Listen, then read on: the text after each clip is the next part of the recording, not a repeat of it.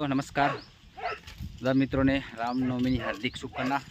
તો મિત્રો આપણા આજે ફરીથી એકવાર સ્વાગત છે આપણે ટાઈગર મસાણી ચેનલની અંદર।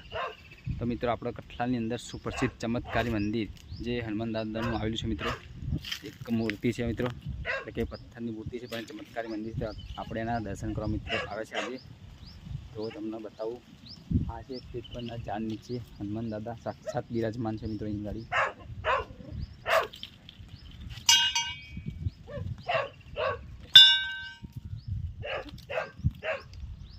વધે નહીં પહેલાં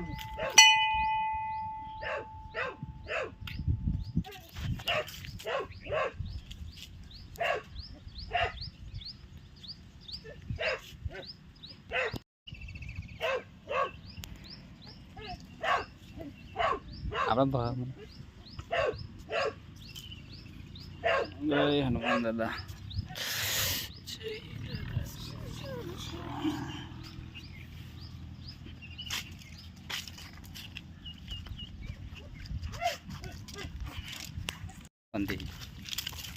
यार ले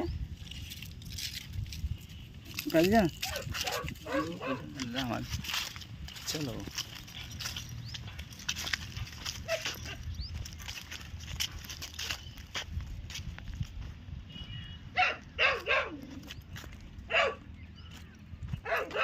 अब बहुत